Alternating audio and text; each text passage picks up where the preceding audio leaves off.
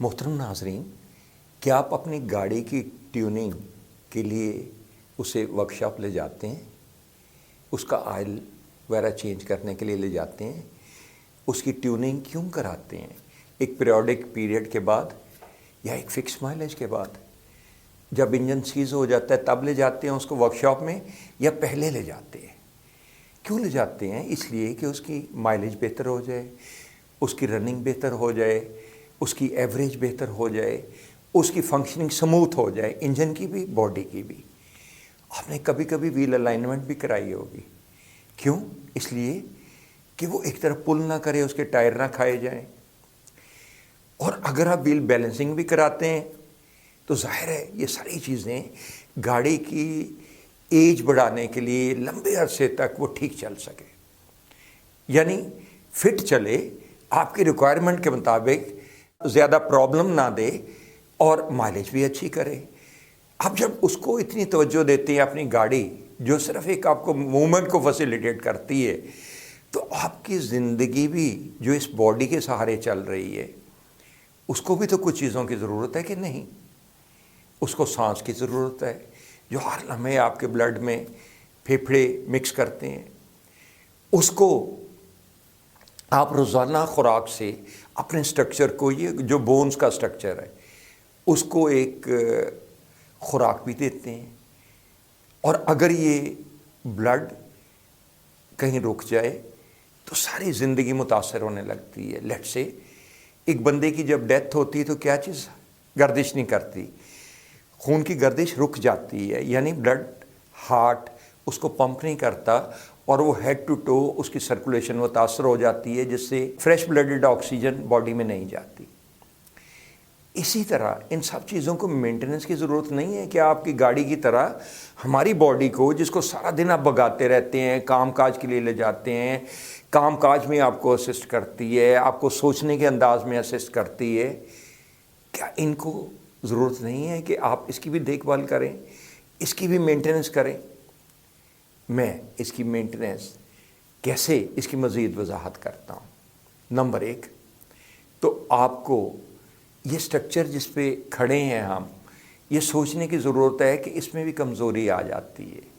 یہ کیونکہ کچھ چیزوں سے بنا ہے جو ہم خوراک کے ذریعے لیتے ہیں، calcium, vitamin D, magnesium, phosphorus, silicon, copper اور فلورائڈ، جیسا کہ آپ چارٹ پہ دیکھ رہے ہیں۔ یہ روزانہ ہم خوراک سے لیتے ہیں۔ فار ایگزامپل کیلشیم وغیرہ ہم کن سے لیتے ہیں؟ ڈیری اشیاء جو آپ کو ملتی ہیں، ایون کھجور میں تھوڑی بہت کیلشیم ہوتی ہے۔ یہ ساری چیزیں جو ہم خوراک سے لیتے ہیں، اور وائٹامن ڈی ہم سورج کی شعاؤں سے لیتے ہیں، ہماری سکن پیدا کرتی ہے in reaction to sun rays. تھوڑی بہت مچھلی انڈے میں بھی ہوتی ہے۔ یہ ساری چیزیں جب ہماری باڈی میں جاتی ہیں تو پھر ہمارے ہارٹ اس کو خون میں جب کنورٹ ہو جاتی ہے تو خون کو پمپ کرتا ہے پوری باڈی میں اسٹرینگتھ دینے کے لیے۔ اور جب یہ ان چیزوں میں کہیں پرابلم آ جائے، لیٹ سے اس کو مینٹیننس کی اس لیے میں سجیسٹ کر رہا ہوں کہ ضرورت پڑتی رہتی ہے کہ آپ جب بیمار ہوتے ہیں تو تبھی ڈاکٹر کے پاس جاتے ہیں، جبکہ باہر کے ملکوں میں جہاں ایوریج لائف ایکسپیکٹنسی پاکستان سے بہت زیادہ ہو چکی ہے، لیٹ سے یہاں 67.5 ہے اور وہاں پہ اب 88 کے قریب پہنچ رہی ہے لائف ایکسپیکٹنسی ڈیولپڈ کنٹریز میں۔ تو وہ اس لیے کہ وہ اپنی مینٹیننس کرتے رہتے ہیں، وہ اپنے بے وجہ فکر کو نہیں توجہ دیتے۔ ہم تو یہ کہتے ہیں کہ چلاؤ باڈی کو جب تک کام چلتا ہے، جب بالکل کام سے رہ جاتی تو پھر آپ ڈاکٹر کے پاس جاتے ہیں۔ تو اس وقت تک کچھ صورتوں میں بہت زیادہ ڈیمیج ہو چکا ہوتا ہے، پھر ٹائم بھی لگتا ہے، ٹائم ویسٹ بھی ہوتا ہے، آپ تکلیف بھی سہتے ہیں، اس کو پرابلم بھی آنے لگتے ہیں۔ تو میں یہ گزارش کر رہا تھا کہ کچھ چیزیں آپ کو سٹرکچر کو مینٹیننس کے لیے ضرورت ہے جو آپ خوراک سے لیتی ہیں، سورج کی شعاؤں سے لیتی ہیں، جیسے کہ میں نے پہلے 7 چیزوں کا ذکر کیا۔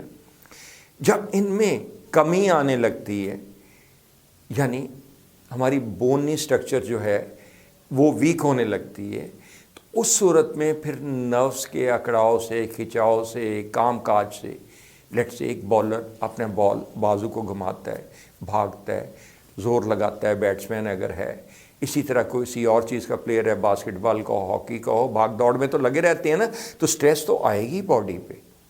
جب آپ کے سٹرکچر پہ سٹریس آتی ہے اور بونز ویک ہو چکی ہوں، اور آج کل تو کیا بچوں میں بھی یہ پرابلم آ گیا ہے کہ ہم دھوپ میں تو نکلتے نہیں، وٹامن ڈی کی کمی سے پرابلم آنے لگتا ہے، جب کیلشیم بھی جذب نہیں ہوتی کیونکہ وہ ریئیکشن ڈیپینڈنٹ ہے with vitamin D for absorption in the bones, تو پھر ان میں بھی مسائل آنے لگتے ہیں اور یہ باڈی ویک ہوتی جاتی ہے، اور جب اس میں فلکچویشن آتی ہے تو اس کی الائنمنٹ آؤٹ ہو جاتی ہے۔ الائنمنٹ کیسے آؤٹ ہو جاتی ہے؟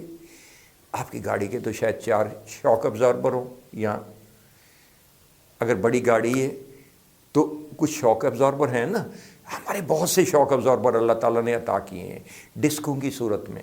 24 ورٹیبراز ہیں بسائڈ فکس ورٹیبراز، اور اس میں پہلے 2 24 کو جو C1 C2 ہے ان کو چھوڑ کے باقی سب کے درمیان میں اللہ تعالیٰ نے ڈسکوں کی صورت میں شاک ابزاربرز دیے ہیں ہمیں۔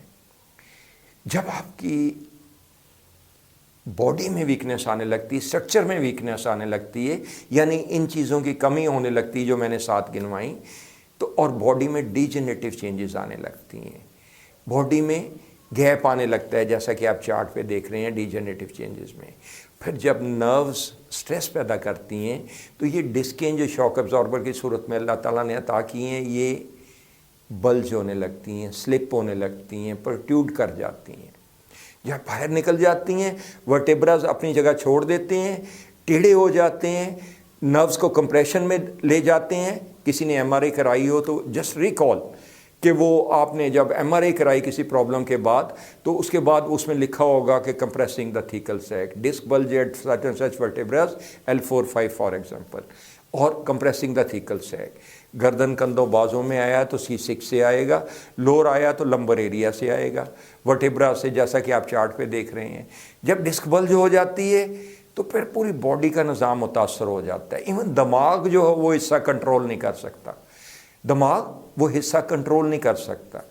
اگر لگاتار لیٹ سے کہ آپ کی نروز میں خون نہ جائے، لیٹ سے یہ لارجسٹ نرو جو ٹانگوں میں جاتی ہے فرام دا لوور بیک اور پاؤں کے نیچے تک، ایڑی کے نیچے تک جاتی ہے، اگر اسی میں نہ جائے تو الٹیمیٹلی اس کو آپ بہت دیر اگنور کریں گے تو الٹیمیٹلی فٹ ڈراپ کی طرف چلا جاتا ہے، یعنی دماغ کنٹرول ہی نہیں کرتا، ان کو میسیج ہی نہیں بھیج سکتا، اس حد تک کنٹرول لوز کر جاتا ہے۔ تو میں آپ سے گزارش یہ کرنا چاہتا تھا کہ باہر کے ملکوں میں اس محاورے کے مصداق جو کہتے ہیں کہ prevention is better than cure, آپ باہر کے ملکوں میں منتھلی جایا جاتا ہے کائروپریکٹر کے پاس اپنی باڈی کے الائنمنٹ کے لیے، اور پیریوڈیکلی اپنے vitamins like calcium and vitamin D وغیرہ بھی چیک کرائے جاتے ہیں لیبارٹری سے۔ تو میں آپ سے گزارش کرنا چاہتا ہوں کہ اب اگر ہمیں لمبی عمر تک فٹ رہنا ہے، اچھی صورت میں جینا ہے، اچھی انرجی کے ساتھ جینا ہے، اپنی لائف بڑھانی ہے، زیادہ دیر تک ہم فٹ رہ سکیں اور زندگی لمبی کرنی چاہیے، تو اس صورت میں بے شک اللہ تعالیٰ نے زندگی فکس کی ہوئی ہے، لیکن اللہ تو نہیں یہ کہا کہ ہمارے یہاں 67 سال ہی ہو اور ڈیولپ کنٹریز میں وہ 88 89 تک جا پہنچی ہے۔ تو اللہ تعالیٰ نے آپ کے بس میں بھی کچھ رکھا ہے نا، آپ بھی تو اپنی باڈی کو توجہ دیں گے تو وہ بہتر رہے گی۔ تو اس کی الائنمنٹ کے لیے کائروپریکٹر کے پاس پیریوڈیکلی جایا کریں، like you go to the workshop for the maintenance of your vehicle. اس سے آپ کی لائف بھی بڑھے گی، آپ کو دردیں بھی نہیں آئیں گی، دردیں بھی دور ہو جائیں گی اور جلدی دور ہو جائیں گی۔ اور جو اس میں آپ کو انرجی چاہیے، لیٹ سے اگر C6 سے بازو میں پورا افیکٹ نہ آئے، دماغ ہی کنوے نہ کر سکے، تو اس کی موومنٹ ہی متاثر ہو جاتی ہیں۔ اگر آپ کھلاڑی بھی ہیں، بیٹسمین ہیں، بالر ہیں، باسکٹ بالر ہیں، ہاکی پلیئر ہیں، تو آپ کا بازو تو افیکٹ ہو جائیں گے، تو اسٹرینتھ کہاں رہے گی؟